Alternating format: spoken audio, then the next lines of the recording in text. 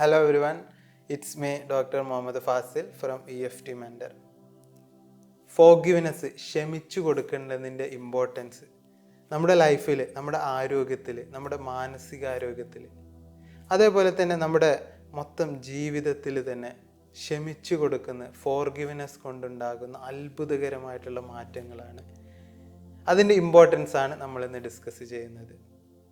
നമ്മൾ ഒരാളോടുള്ള ദേഷ്യം, അതേപോലെ തന്നെ നമ്മൾ ചെയ്ത തെറ്റുകൾ നമ്മളോടും ബാക്കിയുള്ളവരോടും ക്ഷമിച്ചു കൊടുക്കുന്നില്ലെങ്കിൽ, ആത്മാർത്ഥമായിട്ട് ഫോർഗിവ്നെസ് പ്രാക്ടീസ് ചെയ്യുന്നില്ലെങ്കിൽ, അത് നമ്മുടെ മാനസികാരോഗ്യത്തെ, ശാരീരികമായിട്ടുള്ള ആരോഗ്യത്തെയും ബാക്കിയുള്ള നമ്മുടെ സന്തോഷ ജീവിതത്തെയും ഒരുപാട് ബാധിക്കും.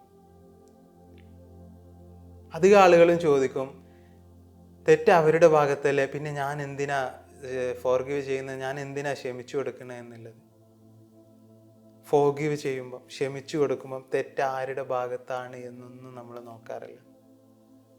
നമ്മൾ ക്ഷമിച്ചു കൊടുക്കുന്നത് നമുക്ക് വേണ്ടിയിട്ടാണ്, നമ്മുടെ ആരോഗ്യത്തിന് വേണ്ടിയിട്ട്. നമ്മൾ സ്വയം നമ്മുടെ വിഷമം, ആ നെഗറ്റീവ് ഇമോഷൻസിനെ ഫ്രീ ആക്കി ഒഴിവാക്കുകയാണ് ഫോർഗിവ്നെസ്സിൽ നമ്മൾ ചെയ്യുന്നത്.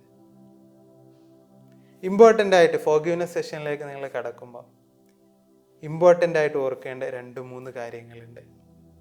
ഒന്നാമത്തേതായിട്ട്, നമ്മൾ ഫോർഗിവ്നെസ്സിനെ കുറിച്ച് ചിന്തിക്കുമ്പോൾ നമ്മുടെ മനസ്സിലുള്ള ബാക്കിയുള്ളവരോടുള്ള ദേഷ്യം, നമ്മൾ ചെയ്ത തെറ്റുകളെ കുറിച്ചൊക്കെ ചിന്തിക്കുമ്പോൾ ആദ്യം നമ്മുടെ മനസ്സിലേക്ക് ഓടിയെത്തുക ഏറ്റവും ഗ്രേഡ് കൂടിയ, നമ്മുടെ മനസ്സിനെ ഏറ്റവും ബുദ്ധിമുട്ടിക്കുന്ന വിഷമങ്ങളായിരിക്കും.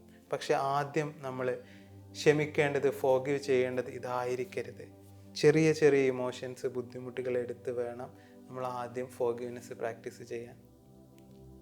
രണ്ടാമത്തേതായിട്ട്, നമ്മൾ ഫോർഗിവ് ചെയ്യുന്നത് എന്താണ് എന്നുള്ളത് നമുക്ക് ക്ലിയർ ആയിട്ടുള്ള ഐഡിയ വേണം. നമുക്ക് സംഭവിച്ച, നമ്മളുമായിട്ട് ബന്ധപ്പെട്ട കാര്യങ്ങളെ നമുക്ക് ഫോർഗിവ് ചെയ്യാൻ പറ്റുള്ളൂ. അതിൽ നമുക്ക് സംഭവിച്ച വിഷമം, ദുരിതം, പ്രശ്നങ്ങളാണ്. നമ്മുടെ മനസ്സിൽ ഇപ്പോൾ എന്താണോ ഫീലിംഗ് ഉള്ളത് അത് മാത്രമേ നമുക്ക് ഫോർഗിവ് ചെയ്യാൻ പറ്റുള്ളൂ. ഫോർഗിവ്നെസ് സെഷനെ നിങ്ങൾ ഒരുപാട് കോംപ്ലിക്കേറ്റഡ് ആക്കരുത്. നമുക്ക് എന്താണോ ബാധിച്ചത് സിമ്പിളായിട്ട് നോക്കുക, അത് മാത്രമാണ് നമുക്ക് ഫോർഗിവ് ചെയ്യാൻ പറ്റുക. മൂന്നാമത്തേതായിട്ട്, ഫോർഗിവ്നെസ് ചെയ്യുമ്പോൾ ഇത് ശരിയായിട്ടുണ്ടോ എന്ന് നമുക്ക് മനസ്സിലാക്കാനായിട്ട്, ഫോർഗിവ്നെസ് സെഷൻ കഴിയുമ്പോൾ നിങ്ങൾ ആത്മാർത്ഥമായിട്ട് ആ വിഷമത്തെക്കുറിച്ച് ഓർത്ത് ഞാൻ അവർക്ക് വേണ്ടി ക്ഷമിച്ചു കൊടുക്കുന്നു എന്ന് പറയുമ്പോൾ നിങ്ങളുടെ മനസ്സിൽ സന്തോഷം, സമാധാനമാണോ വരുന്നത്, അതോ വീണ്ടും പ്രശ്നങ്ങളാണോ വരുന്നത് എന്നുള്ളതാണ് നിങ്ങൾ വാച്ച് ചെയ്യേണ്ടത്, നോട്ടീസ് ചെയ്യേണ്ടത്. വീണ്ടും പ്രശ്നങ്ങളും ബുദ്ധിമുട്ടുകളാണ് വരുന്നതെങ്കിൽ പലരും ചോദിക്കും, ഞാൻ ക്ഷമിച്ചു കൊടുത്താൽ, റിലേഷൻഷിപ്പിൽ ക്ഷമിച്ചു കൊടുത്താൽ അവർ വീണ്ടും എൻ്റെ തലയിൽ വീണ്ടും കയറില്ലേ, പ്രശ്നങ്ങൾ വീണ്ടും വഷളാവില്ലേ എന്ന്. ഒരിക്കലുമില്ല, അങ്ങനെയല്ല സംഭവിക്കുക. നിങ്ങളവിടെ ആത്മാർത്ഥമായിട്ട് ഫോർഗിവ്നെസ് പ്രാക്ടീസ് ചെയ്യുന്നില്ല, സഹിച്ച് ജീവിക്കുകയാണ് ചെയ്യുന്നത്. ആ വിഷമം, നമ്മുടെ മനസ്സിലുള്ള ഇറിറ്റേഷൻ പോയി അവിടെ ഒരു പീസ്, സമാധാനം കടന്നു വരും നിങ്ങൾ ആത്മാർത്ഥമായിട്ടും ഫോർഗിവ്നെസ് പ്രാക്ടീസ് ചെയ്യൽ. അങ്ങനെയാണ് നമ്മൾ ഫോർഗിവ്നെസ് റെഡി ആയിട്ടുണ്ടോ എന്നുള്ളത് മനസ്സിലാക്കുക.